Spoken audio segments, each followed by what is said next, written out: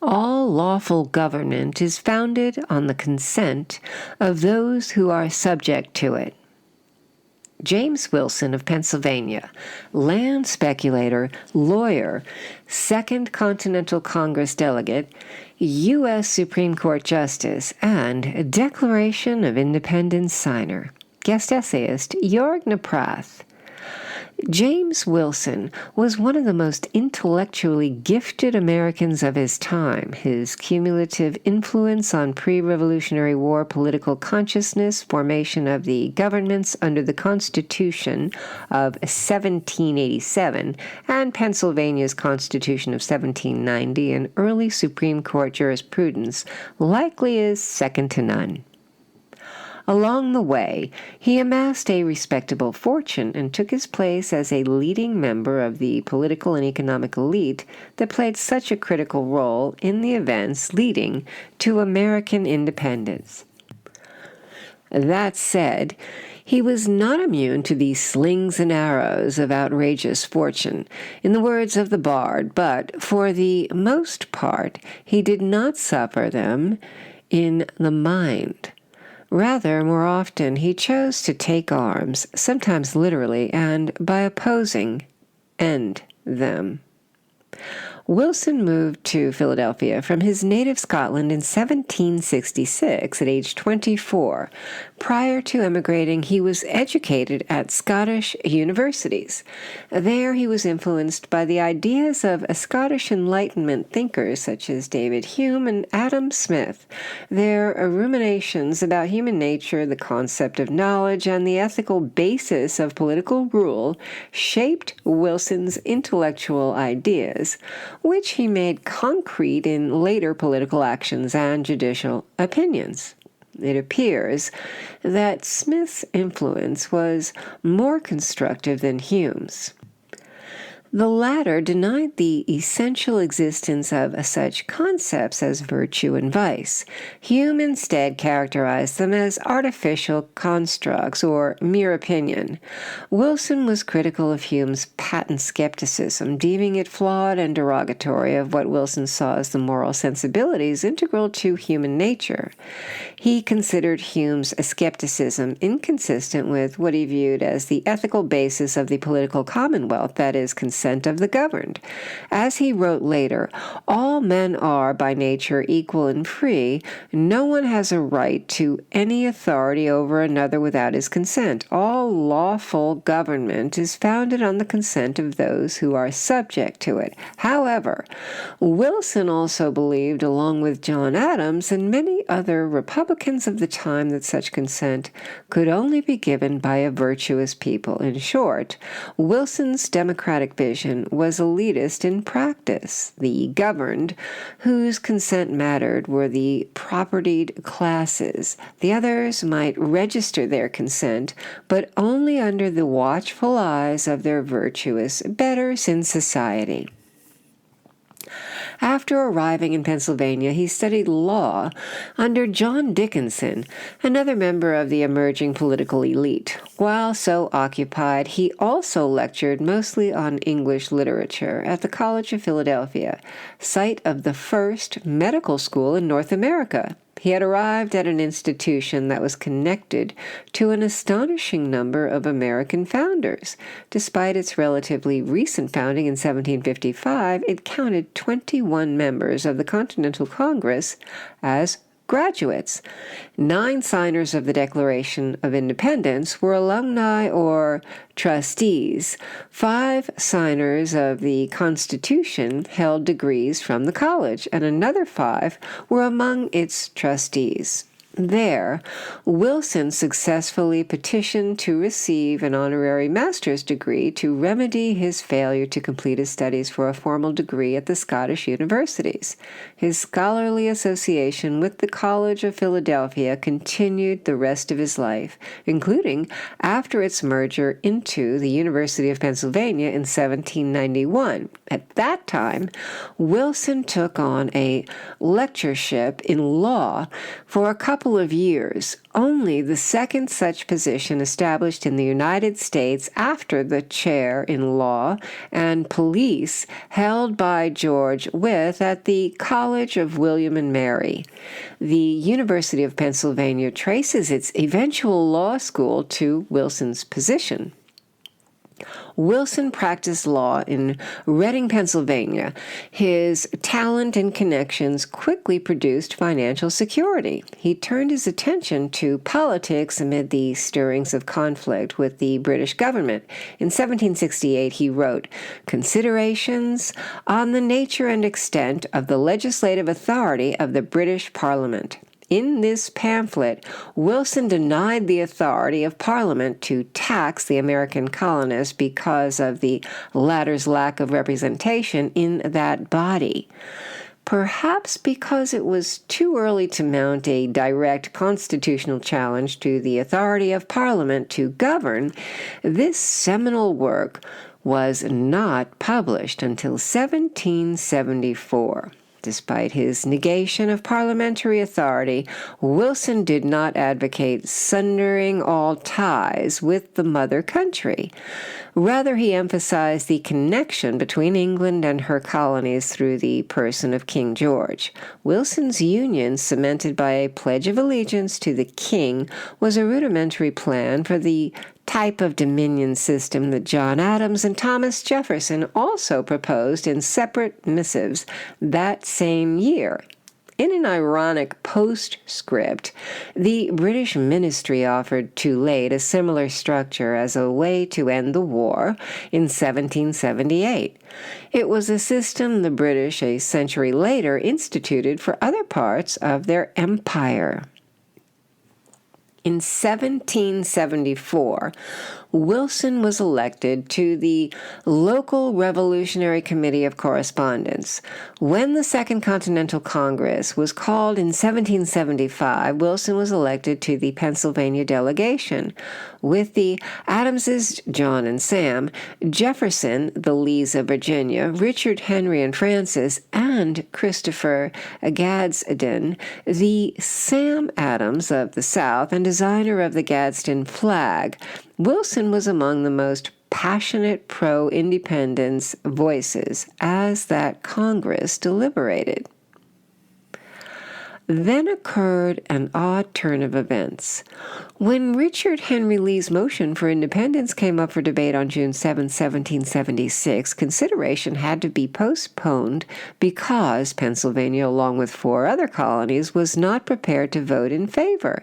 John Dickinson, Wilson's close friend and law teacher, was part of the peace faction. Did that influence Wilson's vote? Was Wilson really a pro-independence radical, as his writings and soaring rhetoric in Congress indicated, or was he an elite conservative reluctantly floating along with the tide of opinion among others of his class? Wilson and others in his delegation claimed that they merely wanted clearer instructions from their colony's provincial Congress. In a preliminary vote within the Pennsylvania delegation on July 1, 1776, Wilson broke with Dickinson and voted for independence. When Congress voted on Lee's motion the next day, Dickinson and Robert Morris stayed away. Wilson, Benjamin Franklin, and John Morton then cast Pennsylvania's vote in favor of the motion and independence. During the Revolutionary War, Wilson divided his time between Congress and opposing Pennsylvania's new Constitution.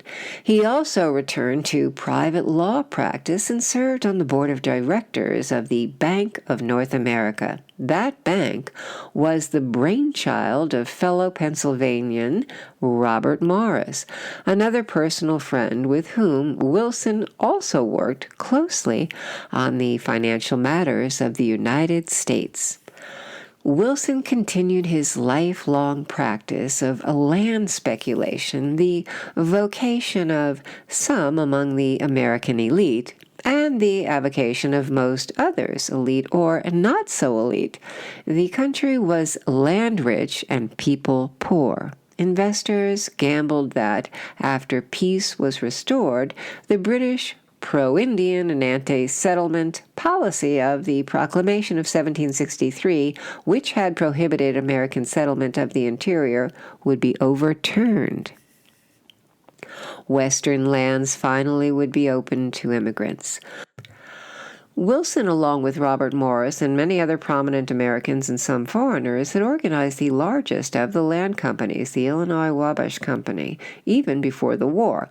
Wilson eventually became its head and largest investor. The intrigue among the company, politicians in various states, delegates to Congress, and agents of foreign governments to gain access to large tracts of trans-Appalachian lands presents a fascinating tale of its own. The Illinois Wabash Company was not Wilson's only venture in land speculation.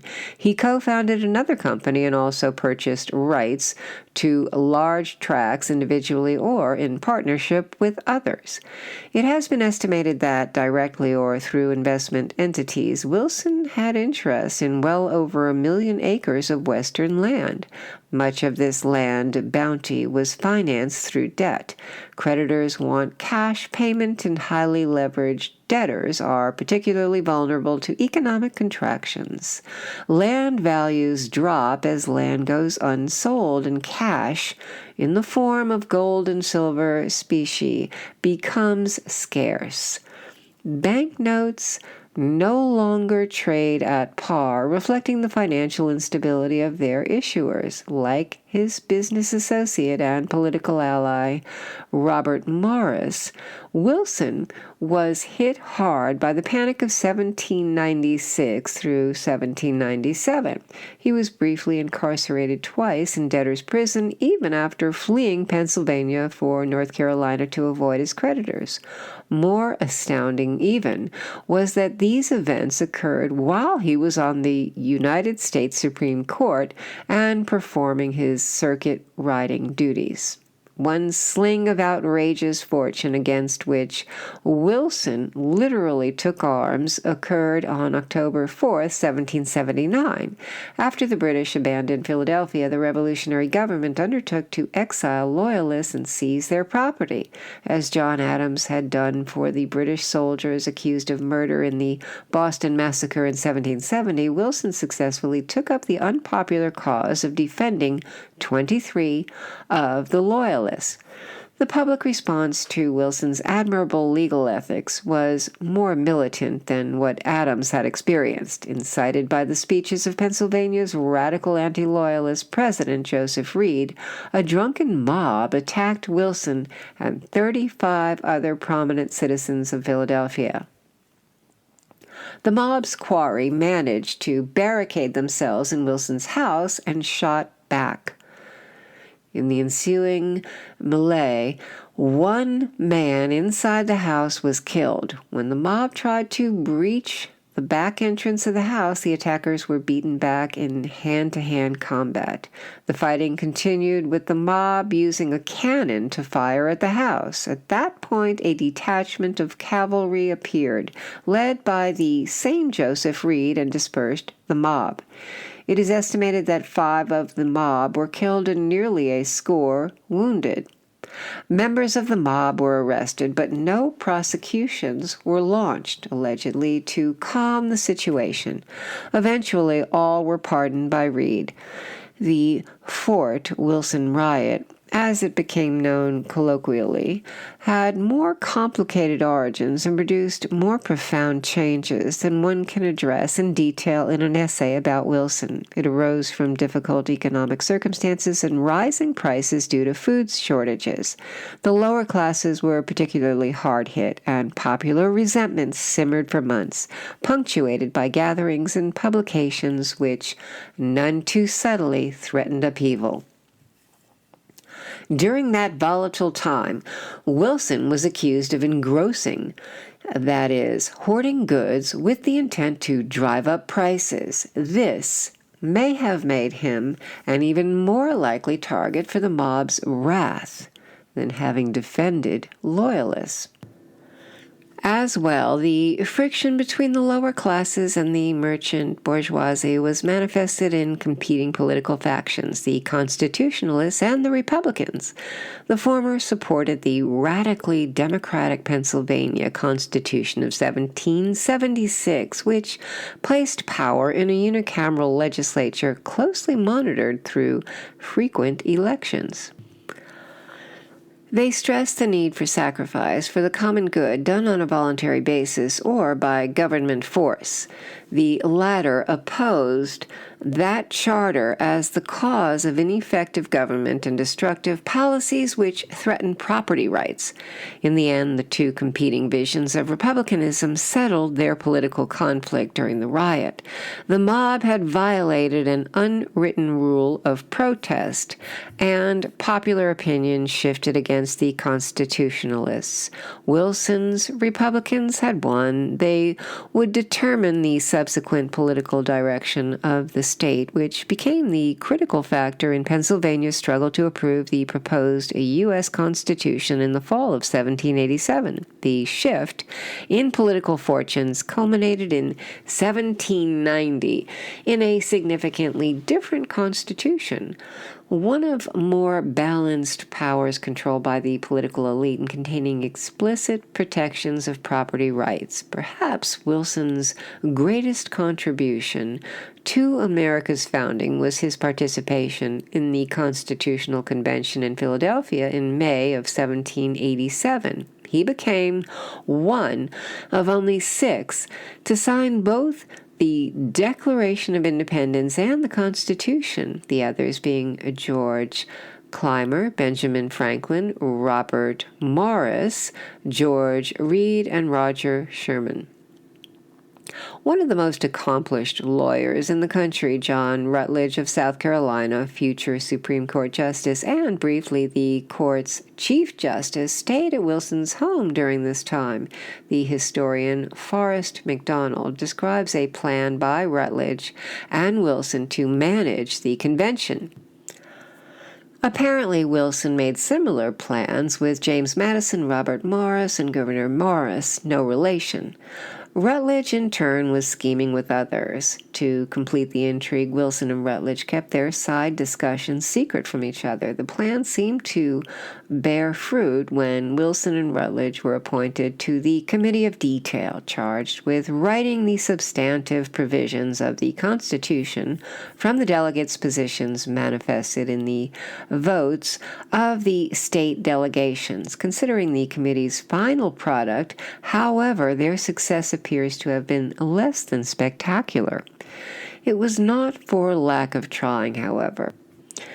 Wilson spoke 165 times at the convention, more than anyone other than Gouverneur Morris. Like his fellow connivers, Wilson took a very strong nationalist position in the convention. He was instrumental in the creation of the executive branch, reacting against the weakness of the multiple executive structure of the Pennsylvania Executive Council model and the lack of an effective balance of power among the branches of government under his state's constitution. He, like Alexander Hamilton, believed a unitary executive to be essential. The necessary energy, dispatch, and responsibility to the office would be assured best if a single person were in charge of the executive authority. As well, such a person would be positioned to blunt the self-interest of political factions which are endemic to legislatures. Wilson objected to the original proposal to have the president elected by the whole Congress or by the Senate alone. Instead, he proposed the president should be elected by the people. Very few delegates had a taste for such unbridled democracy. Wilson then fell back to his second line of argument, that the president be selected by presidential electors chosen by the people of the states, but with the states divided into districts proportioned by population, like today's congressional districts. This, too, was defeated by 8 states to 2. The matter was tabled for weeks. In the end, the current system, one that dilutes majoritarian control and favors the influence of states in their corporate capacity, prevailed. An explanation of the term nationalist as used herein, it has the classic meaning associated with the concept as it relates to the period of the founding of the United States and subsequent decades. It describes those who identified more with the new nation, i.e., the United States, than with the individual colonies soon to become states of their birth. Generalizations are, by definition, imprecise. Still, the most ardent American nationalists of the time were those who, like Wilson, Robert Morris, and Hamilton, were born abroad, those who, like Rutledge and Dickinson, had traveled or otherwise spent considerable time in Europe, and those who had significant business connections abroad. They also tended to be younger. The difference between these outlooks was less significant for the process of separating from Britain than it was for the controversies over forming a national government and an identity of the United States through the Articles of Confederation and subsequently the Constitution of 1787. The nationalists sought to amend and later to abandon the Articles. As to the Constitution, the nationalists at the Philadelphia Convention supported a stronger central government and, on the whole, more democratic components for that government than their opponents did. They also generally opposed a Bill of Rights as ostentatious ideological frippery. In the struggle over the states' approval of the Constitution, they styled themselves as Federalists as a political maneuver and characterized their opponents as anti-Federalists. After the Constitution was approved, most of them associated with Hamilton's policies and the Federalist Party. In the sectionalist frictions before the Civil War, they were the Unionists. Regrettably, like other words in our hypersensitive culture, the term has been ideologically corrupted recently, so that its obvious meaning has become slanted. Paradoxically, even as the central government becomes powerful beyond the wildest charges of the Constitution's early critics, the very concept of the United States as a nation is today under attack. In the long wrangling over the structure of Congress, Wilson urged proportional representation, as he had done unsuccessfully a decade earlier in the debate over the Articles of Confederation. He also supported direct election of Congress by the people. In light of his moderate democratic faith in the consent of the governed, and coming as he did from a populist state, his position is hardly surprising. That noted, he favored a bicameral legislature with an upper chamber that would restrain the more numerous lower chamber and its tendency towards radical policies. The insecurity of property rights that resulted from the policies of the constitutionalist dominated unicameral Pennsylvania legislature had alarmed Wilson. Wilson adhered to his support for proportional representation in the Senate and direct popular election. Like his fellow large state delegates, Madison and Hamilton, eventually he resigned himself to the state equality basis of the Senate under Roger Sherman's Connecticut Compromise and to election of that body by the state legislatures. He also supported the 3/5 clause of counting slaves for the purpose of apportionment of representatives. The purpose of that clause, first presented in 1783 as a proposed amendment to the Articles of Confederation, originally was part of a formula to assess taxes on the states based on population rather than property value. That purpose is also reflected in Article 1 of the Constitution. During the debate in the Pennsylvania Convention over the adoption of the Constitution, Wilson delivered his famous speech in the State House yard, a precursor to many arguments developed more fully in the Federalist. Wilson systematically addressed the claims of the Constitution's critics. He defended his opposition to a Bill of Rights, declaring such a document to be superfluous and indeed inconsistent with a charter for a federal government of only delegated and enumerated powers. Copies of the speech were circulated widely by the Constitution's supporters. There were those, like Richard Henry Lee of Virginia, who claimed that the drafting convention in Philadelphia had gone beyond its mandate to propose only amendments to the Articles of Confederation, and that, as a consequence, the proposed Constitution was revolutionary. Wilson drew on philosophical roots to declare that the people may change the constitutions whenever and however they please. This is a right of which no positive institution can ever deprive them. This notion of popular constitutional change outside the formal amendment method set out in Article 5 of the Constitution was a self-evident truth to many Americans at the time. It has become much more controversial as Americans have moved from the revolutionary ethos of the 1780s and a robust commitment to popular sovereignty to today's more pliant population governed by an increasingly distant and unaccountable elite. Wilson next turned his attention to the adoption of a new state constitution in Pennsylvania. At the same time, he sought the Chief Justiceship of the United States Supreme Court. Although that office went to John Jay of New York, President Washington appointed Wilson to be an Associate Justice. In that capacity, he participated in several significant early cases. As expected, he consistently took a nationalistic position. Thus, in 1793, in Chisholm v. Georgia, he joined the majority of justices in holding that the federal courts could summon states as defendants in actions brought by citizens of other states and to adjudicate those states' obligations without their consent.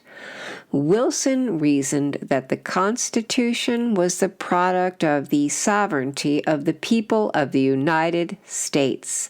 This sovereignty, exercised for purposes of union, had subordinated the states to suits in federal court as defined in Article 3. The decision ran contrary to the long-established common law doctrine of state sovereign immunity. Swift and hostile political reaction in Georgia and Congress culminated in the adoption of the 11th Amendment to overturn Chisholm. Wilson joined two other nationalistic decisions. One was the unpopular Ware versus Hilton in 1796, which upheld the rights of British creditors to collect fully debts owed to them. Those rights were guaranteed under the Paris Treaty that ended the Revolutionary War, but conflicted with a Virginia law that sought to limit those rights. Like his fellow justices, Wilson applied the Supremacy Clause to strike down the state law. But he also recognized the binding nature of the law of nations, which had devolved to the United States on independence. The other was Hilton v. U.S., the same year, which upheld the constitutionality of the Federal Carriage Tax Act. The case was an early exercise of the power of constitutional review by the court over acts of Congress and a precursor to Marbury versus Madison. That power was one which Wilson had strenuously urged in the Constitutional Convention 9 years earlier in support of a strong federal judiciary. depressed about his precarious economic situation and worn out from the rigors of circuit riding duties as a Supreme Court justice, Wilson died from a stroke in 1798.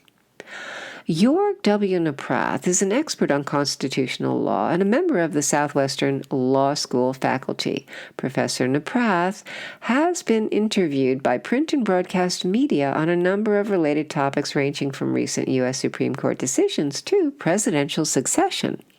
He has written opinion pieces and articles on business and securities law, as well as constitutional issues, and has focused his more recent research on the effect of judicial review on the evolution of constitutional law. He has also spoken on business law and contemporary constitutional issues before professional and community forums, and serves as a Constituting America Fellow. Read more from Professor Knipprath at tokenconservative.com.